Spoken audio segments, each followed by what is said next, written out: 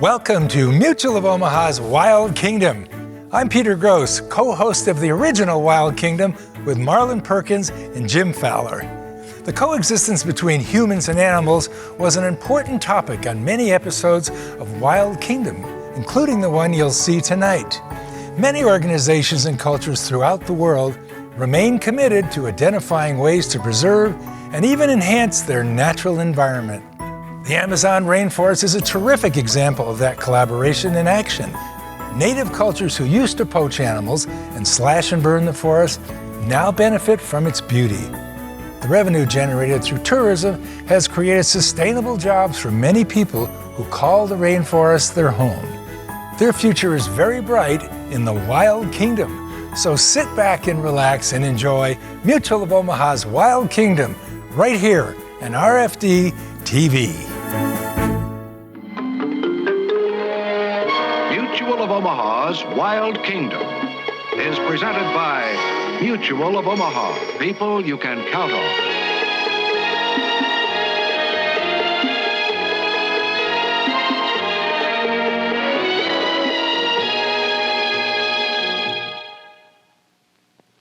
Welcome to Mutual of Omaha's Wild Kingdom. On a large South Pacific island live several species of exquisite birds called birds of paradise. High in the mountainous jungles, they perform spectacular courtship rituals. Their beautiful iridescent plumage plays a role in the traditions of the tribespeople, who skillfully fashion the feathers into unusual ceremonial headgear and costumes for their tribal rites. For hundreds of years, the tribespeople have hunted the birds of paradise and used their plumage in trade. Today, we go to Papua New Guinea and visit villages along the Waghi River to learn more about the trade in plumes. Our journey begins in the Ubaigubi Preserve, where several species of birds of paradise live high in the remote forested mountains. Our Wild Kingdom reporter for this journey is a well-known spokesperson for the San Diego Zoo, naturalist Joan Embry. Buy me talking, Joan. Yes. He says that there are birds of paradise over there that we can look at in the trees. How far do we have to walk? Let me ask him, am he long way or am he close to? I'm about close to you. Oh, fella. They're nearby. We can walk to them. Great. Here at Ubaigubi, we'll be searching for these remarkable birds of paradise in their natural habitat. With me is Dr. Nancy Lutkehouse of the University of Southern California, who has extensively studied several of the numerous cultures in New Guinea. We hope to see a village sing-sing, a performance in which men sing and dance wearing ornaments and headdresses that use the colorful plumes of the birds of paradise. But first, we'll observe the birds deep in the forest where they live and display. Sata, bayou me go now. This clearing is surrounded by dense jungle, and we're immediately in the home of the birds of paradise. Here they must always be alert for the green tree python, a formidable predator.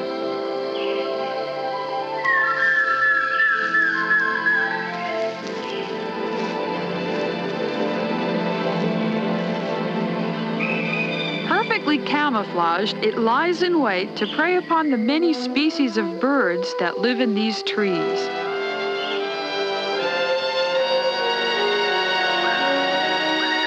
According to Sauta, it's not at all unusual to see such snakes near the Bird of Paradise display area just ahead.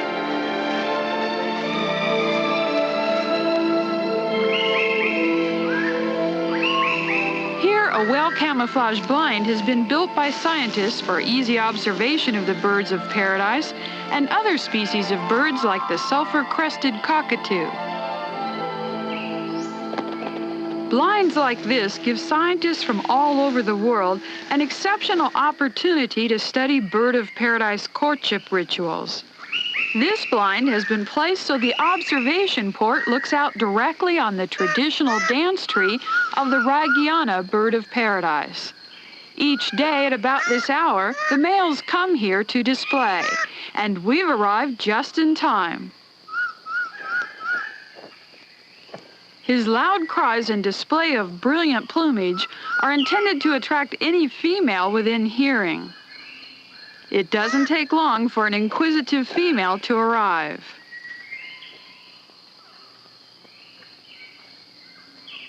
She has come to look him over as a prospective mate, and the intensity of his display increases.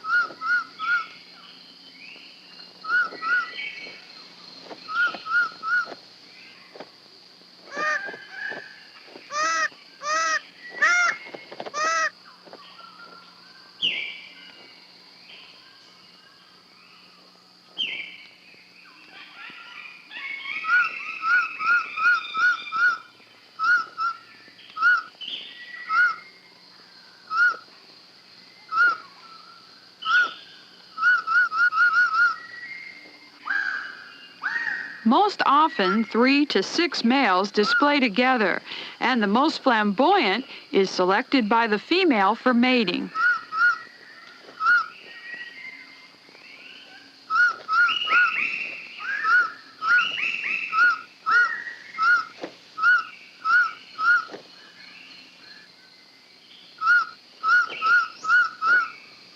Today, the female is not interested in this particular male, but he'll continue trying to attract another female.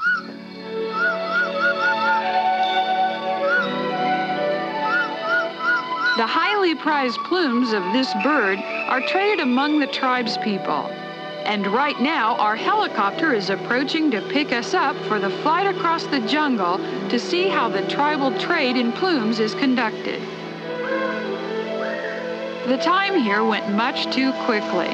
We'd like to stay and see more of the bird of paradise displays, but we have a rendezvous to keep many miles from here on the upper Waghi River.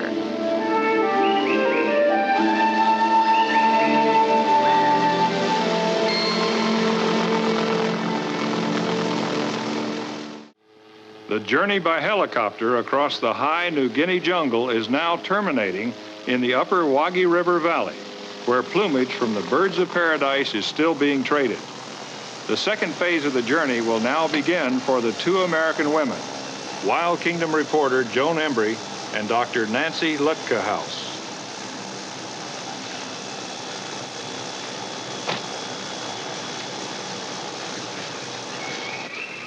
For the trip down the Waghi River, 2 rubber boats will be used. The guides will be Heather Allen, an experienced whitewater rafter, and Rick Day, who is in charge of the equipment boat. In a portion of the Waghi River that lies ahead, we'll not only experience some interesting rapids and pristine tropical forests, but we also hope to visit a village where the birds of paradise are hunted for their spectacular plumage. While we're there, I'll be talking with people in a local language about the ways that the plumes of these birds are exchanged among various tribal groups. You all set? Sure. Here in Papua New Guinea, there are over 1,000 tribes speaking some 700 different languages, which makes communication extremely difficult. So Nancy's knowledge of the local language will be very important to us.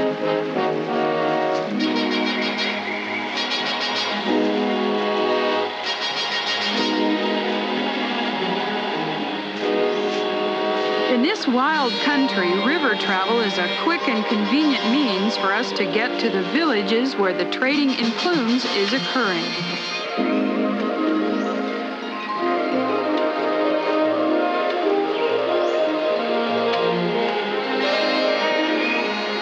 Our visits to the villages where plume trading is being done has been arranged by our guide to Senda. This placid current gives us time to thoroughly enjoy the great scenic beauty in this high country. The hills that flank us resound with the calls made by scores of different species of birds.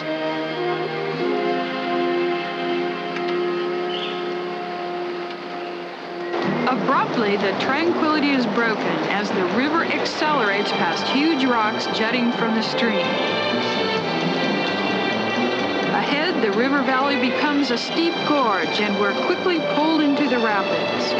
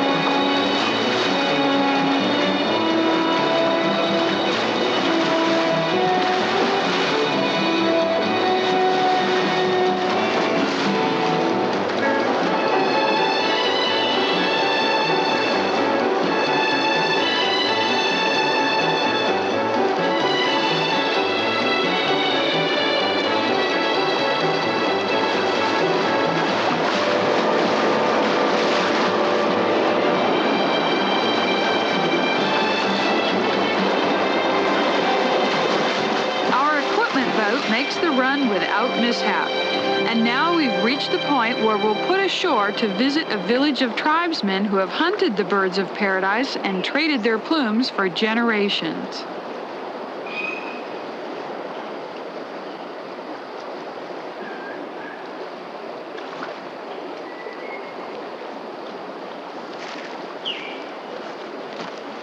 Jacinda will lead us into the village and introduce us to the village leader called the Big Man.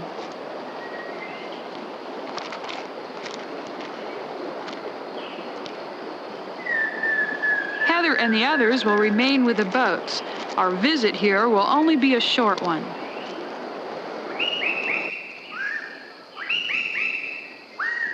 This village has half a dozen or so dwellings, and probably not more than 30 or 40 people. And their local big man is already waiting for us to discuss the plumes.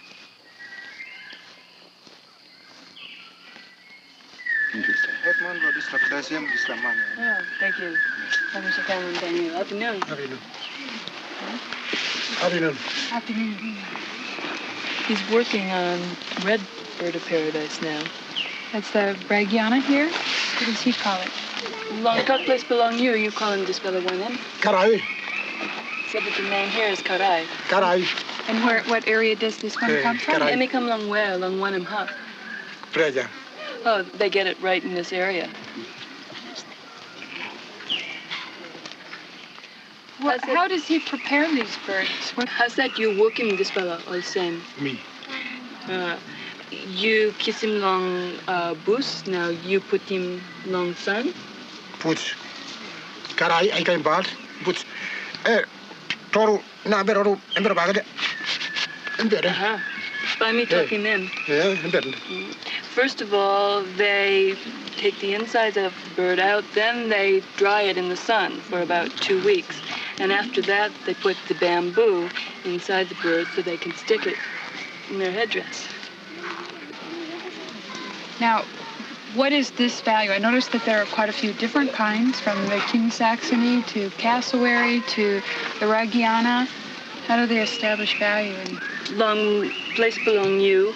You got kind kumu, now you got different pela value belong him. You buy him long one and something. This pela. Emma. And bang don't get bame. Bame na komna amborti. Komangoti. Ember barbar yibe kia banye warame. Kutan baran dem bora toti. Karai do ban ku em bora. Bortinde. By me talking then.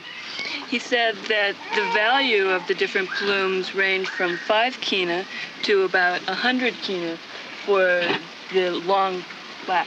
So they might trade one type for another to get a variety of feathers for their headdress. Yes, they like having a variety, and some are found here locally, and others they have to go a long distance to trade for.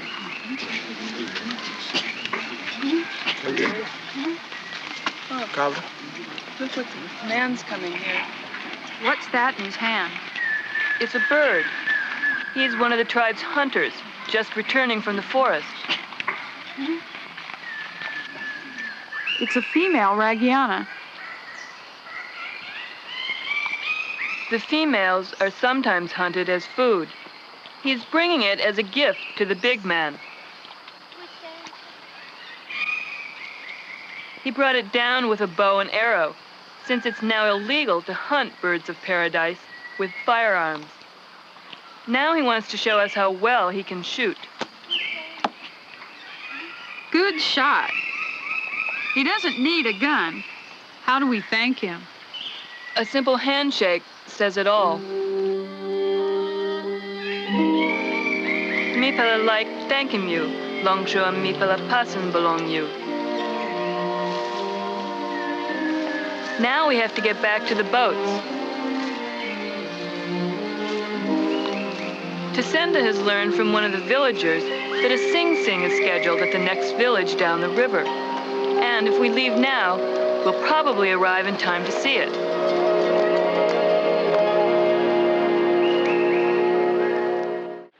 As Nancy Lutkehouse and Joan Embry head for the village downstream where the sing-sing is to be held, they still have a stretch of rapids to overcome. The river is narrowing, and we have reached the point where all hands are needed to control the boat.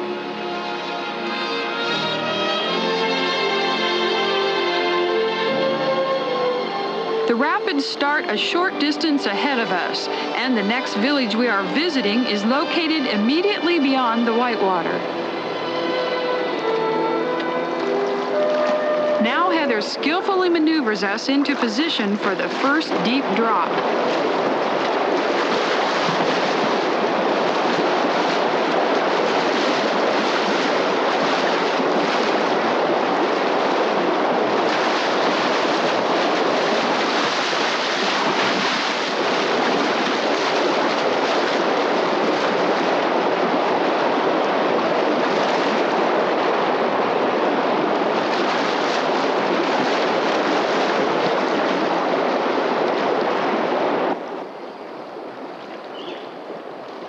That wasn't too bad.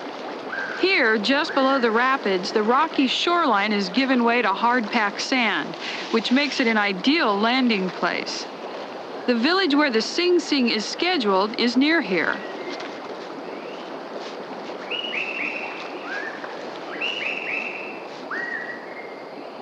Embark. Tosenda says that before reaching the village, we'll be walking through a short stretch of jungle where wildlife abounds.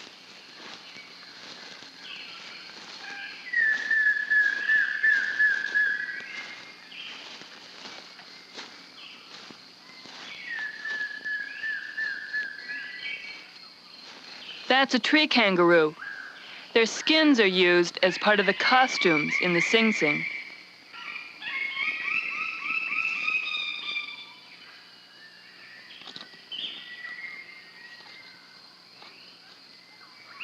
One hardly expects to see kangaroos up in trees, but this species is adept at climbing. These animals are fairly abundant all throughout the New Guinea jungles.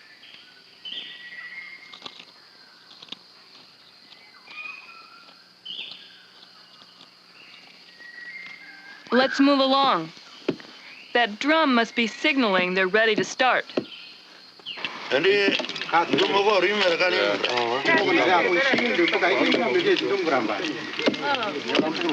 Long time with oh, you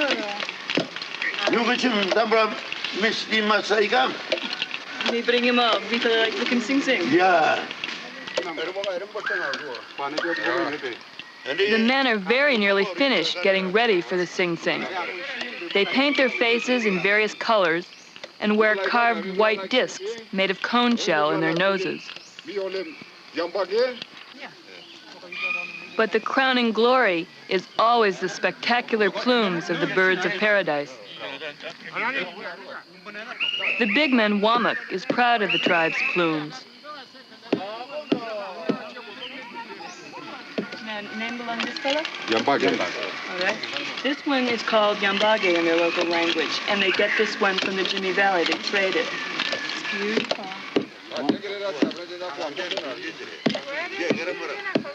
The Sing Sing is now ready to begin, with lyrics about ancestors, their beautiful territory, or their lavish ornaments. Today's Sing Sing includes a welcome to visitors. The villagers are indeed paying us great honor.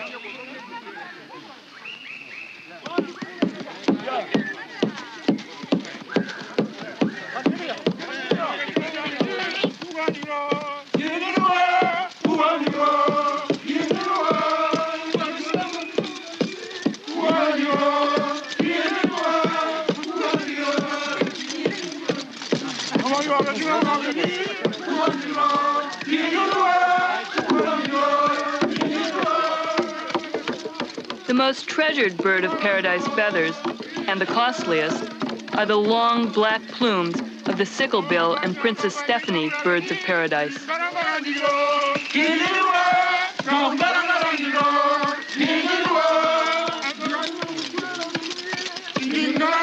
The men of this village are hospitable to visitors, but the gestures of these dancers show that they are fierce and dangerous warriors, a warning to all guests that it would be wise to respect their customs.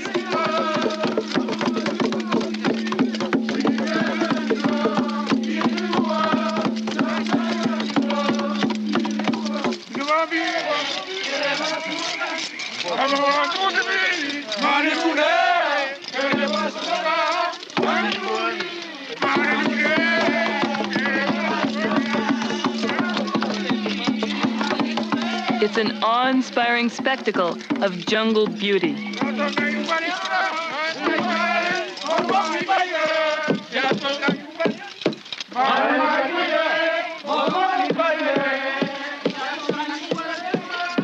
The splendid plumes, the colorful ornaments and painted faces, the chanting of the singers, and the throbbing of drums all combine into a moving event where, for a brief moment, men, like the male birds of paradise, are on display.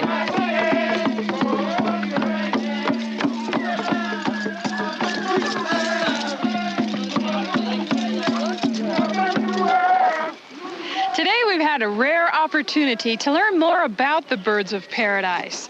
A sing-sing such as this is a vivid example of one of the many ways that these plumes are used by the tribal people along the Waghi River.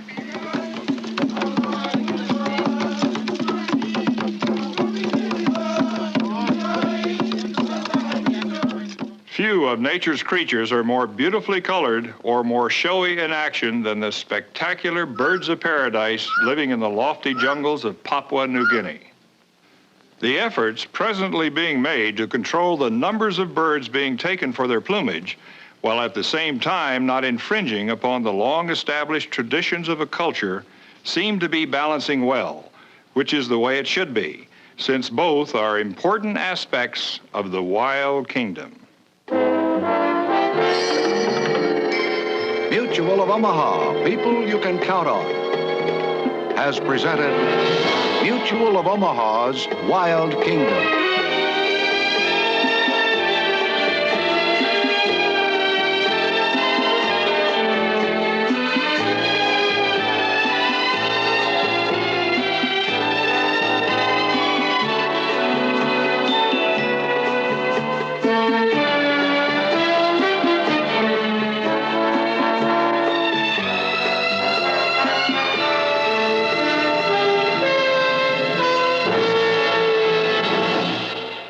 Mutual of Omaha, helping people find Medicare solutions for over 50 years. To learn more about plan options or how to protect your kingdom, contact us today. Mutual of Omaha. Protect your kingdom.